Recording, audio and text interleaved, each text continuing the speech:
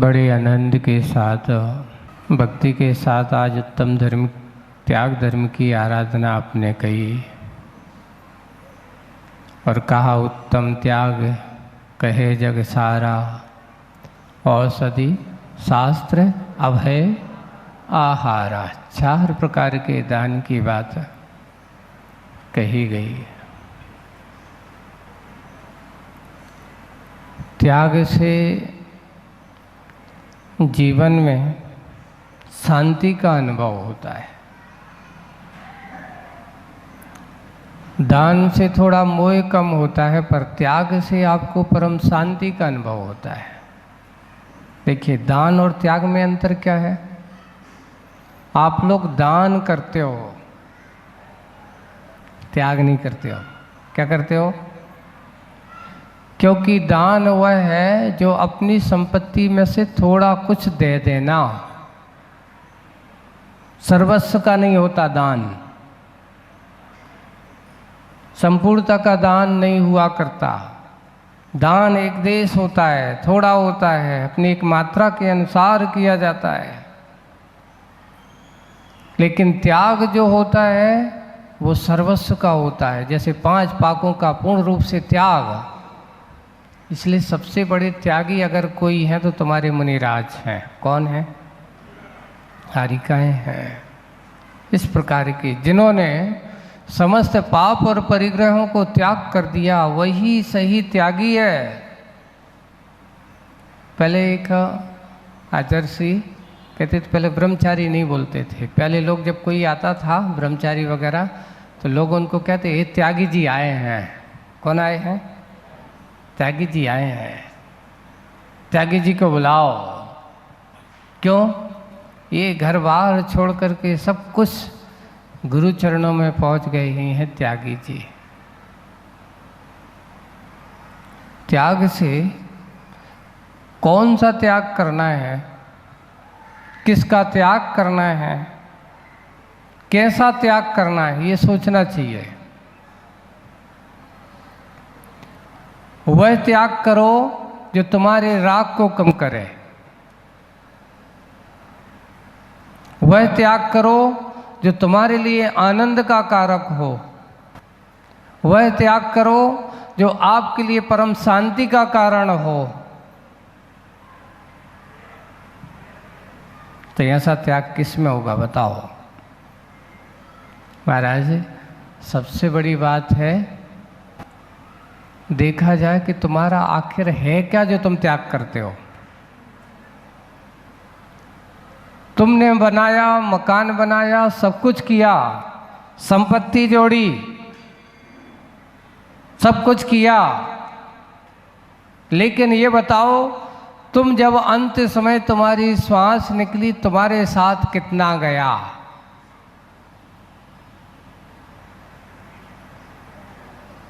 आचार्य जी का एक दोहा है, दिन का हो या रात का, सपना सपना होए, सपना अपना सा लगे, किंतु न अपना होए। बंधुओं, ये बिल्कुल सत्य है, यथार्थ है। उत्तम त्याग धर्म का पूरा सार इस दोहे में भरा हुआ है। आज हम जितनी भी जिंदगी जी रहे हैं, वो सपनों की जिंदगी में बिल्कुल इतने मस्त हैं, इतने व्यस्त हैं कि समय नहीं है। और जिस दिन ये आयु कर्म पूरा होता है, सपना समाप्त, और आप क्या होते हैं? जो था सब कुछ वहीं छोड़ छाड़ करके चले जाते हो। फिर कहते हो कि मेरा ये है, मेरा ये था, मेरा ये ऐसा था। कभी नहीं होता। इसलिए आचार्य जी ने लिखा, दिन का हो या रात का, चाहे दिन का सपना हो और चाहे रात का, सपना सपना हो। सपना अपना सा, क्या लगे? सपना अपना सा लगे, किंतु न अपना। आज तक किसने कहा ये संसार किसका हुआ बताओ? ये धन संपत्ति किसकी हुई? ये पैसा किसका हुआ? जब तक आपके हाथ में रहता तो कहती है मेरा है, मेरा है, मेरा है, मेरा है, मैं करता रहता है। और जिस दिन तुम्हारे हाथ से जाता है तो सामने वाले के हाथ में कहते हैं ये मेरा है। कोई नहीं कही, सबने मेरा मेरा मेरा मेरा कहती रहे, मेरी संपत्ति, मेरी संपत्ति, मेरी संपत्ति, मेरा घर, मेरा घर। और जिस दिन क्या हुआ, ज्ञानी कहते हैं वे तो कैसा कि ना तेरा है ना मेरा है, चिड़िया रैन बसेरा है। आए हो तो हमेशा ऐसे बन करके आओ कि मैं तो जैसे एक अतिथि आता है घर पर और आया, अपना काम किया और अपने घर की ओर चले जाते हो, वैसे ही बंधु आप भी तलवाड़ा में एक अतिथि बन करके आए हो, है ना। अतिथि कहो, मेहमान कहो। अब मेहमान है तो बहुत आते भैया, महाराज कहते थे मेहमानों की तो लाइन लगी रहती है।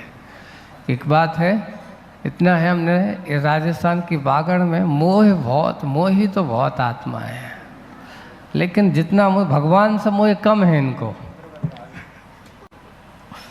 किससे मोह ज़्यादा है बताओ? रिश्तों से मोह ज़्यादा है, अपने वालों से मोह ज़्यादा। काश अगर उतने मोह में से थोड़ा सा जितना भगवान से मोह हो जाता तो कितना अच्छा रहता। भगवान से मोह अगर हो जाए तो समझ लें तुम्हारा त्याग धर्म सार्थक हो सकता है। लेकिन हमें मोह संसारी आत्माओं के रिश्तों में बहुत ज़्यादा होता है। एक रिश्ता ऐसा है अगर तुम बना के रहो तो वो कभी टूटेगा नहीं है। कौन सा रिश्ता है बताओ? भगवान से रिश्ता बनाओ। वे कहते हैं देख, जिन रिश्ते में तुम पूछ फरक मेहमानी करने जा रहे हो वो रिश्ता तेरा शाश्वत नहीं है, और जिससे तुमने रिश्ता बनाया वो भी शाश्वत नहीं है, वो भी एक दिन जाने वाला है, तेरा रिश्ता टूटने वाला है। एक बार ऐसा रिश्ता बना कि जो कभी टूटे ना, धर्म से संबंध जोड़, उत्तम त्याग धर्म से अपना रिश्ता जोड़। जितना जितना तू अपने अंदर के राग भाव त्याग भाव को करता चला जाएगा तू उतना उतना ऊपर उठता चला जाएगा। आज हम किसको अच्छा समझते हैं बताओ? एक आप लोगों को व्यक्तिगत अनुभूति की बात हमने एक दिन और क्लास में भी आपसे पूछा था, ये बताओ आप सिर पर भार रखना पसंद करते हो कि भार उतारना पसंद करते हो? अच्छे से बोलना, फंसोगे नहीं तर तुम ही। भार रखना पसंद करते हो कि भार उतारना पसंद करते हो? आपको अनुभव करें, एक आध बार रख के देखो, अच्छे वजनदार पटरिया 4 से 8 पत्थर पर रख के, और यहाँ से तुम अपने घर तक लेके जाओ करीब 15-20 किलो का, और तुम उससे इंतज़ार करना। फिर बाद में तुम यहाँ से चलोगे तो घर तक एक ही बात सोचोगे, कब आएगा घर, ये सिर से ये भार उतरे। एक ही इंतज़ार होगा, कब आएगा घर जो मेरे सिर से क्या उतरे, ये भार उतरे। उस घर का इंतजार जिस दिन जैसे तुम्हें रहता है ना, घर पे रखा हुआ, सिर पे रखा हुआ भार, वैसे ही उस ज्ञानी आत्माओं को एक ही बात रहता है। वो कहता है हे भगवान, बंधुओं, बाहर के भार से सबसे ज़्यादा भारी अगर है तो वो है कर्म का भार, जिसके कारण से तुम आज से नहीं कितने बहुत से ढोते आ रहे हो। कब तक ढोने का प्लान है? अभी महाराज अब क्या पता, अब तो हम जी रहे हैं, चल रहा है हमारा काम। मोही बन कर के जीना, निर्मोही बन कर के जीना कौन से जीना है? विसंगतियाँ आपके जीवन में आती हैं, और विसंगतियाँ आती नहीं, हम स्वयं विसंगतियों को पैदा करते हैं। किसी ने कहा हम तो फंस गए, है ना। हम फंस गए, कोई फंसा नहीं है, स्वयं फंसा है हुआ है, आप स्वयं उसमें फंसे हुए। तुम्हारी दशा कैसी है? जैसे रेशम का कीड़ा है, रेशम का कीड़ा को देखा, उसकी दशा क्या होती है? अपने ही जाल में फंसता है और स्वयं अपना जीवन बर्बाद करता है। लोग सोचते हैं कि ये जाल बुनने वाला दूसरों को बुन रहा है, पर कहते कहते रेशम का वह कीड़ा स्वयं अपने मुख से जाल बनते बनते बनते बनते बनते एक दिन उसी जाल में फंस जाता है और जाल में मर करके अपनी जीवन लीला समाप्त कर लेता है। वही जाल हमने संसार के इस राग में, इस मोह जाल में फंसा के रखा है। सोचो आपके पास क्या है? हम सपनों की ज़िंदगी है। लोग सोचते हैं कितना है, कैसा है, कितना है। तो हमारे यहाँ कह रहे हैं जो समेट रहे हो वो एक सपना है, जो समेट रहे हो वो एक सपना है, और जो लुटा सको जितना लुटा दो वही तुम्हारा अपना है। दे दो तुम सादानी क्या कोई हो, जग को दे दी जग की निधियाँ। ये है सच्चा दानी। तुम सा दानी कौन है? ऐसा दानी बनो, वो ही ज्ञानी माना जाता है जो संसार की निधियों को संसार के सामने समर्पित करके अपने आप को कहता है कि मेरा तो कुछ है ही नहीं, मैं एक आज अपने आप को लेकर के आया हूँ सदाचारी, एक ऐसा व्यक्ति, ऐसा रूप हमारे अंदर बैठा हुआ है जिसके पास कहता है कि कुछ भी नहीं है मेरा। एक बहुत अच्छी किसी एक गज़ल हमने सुनी थी, और उस गज़ल में एक उस गज़लकार ने बहुत अच्छी बात लिखी कि देखिए इस मनुष्य की दशा और उसका व्यक्तित्व उसने उसमें गज़ल में उस पंक्ति में उतारा। क्या उतारा? उसने कहा जिनके महलों में हजारों रंग के फानूस थे, जिनके महलों में हजारों रंग के फानूस थे, आज उनकी कब्र पर झाड़, उनकी कब्र पर और निशा कुछ भी नहीं है। वे राजा महाराजा जब थे, अच्छे राग रंगीने ऐसे महलों में रहने वाले, जहाँ ऐसे ऐसे फानूस देख कर के लोग आश्चर्यचकित, झूमर कहो, फानूस कहो, ऐसे वो थे, सुंदर सुंदर थे। जब वो राजा जी महाराज जी गए और उनका मरण हुआ तो उन्होंने लिखा झाड़ उनकी कब्र पर है और निशा कुछ भी। सोचो राजा महाराज की ये दशा है कि झाड़ के उस कब्र को साफ करने वाला भी आदमी नहीं है। आप भी सोचना, जब तुम जाओगे तो तुम्हारा कौन होगा? तुम्हारा कोई नाम लेने वाला बचेगा? अरे ऐसा काम करो जिससे तुम्हारा नाम हो।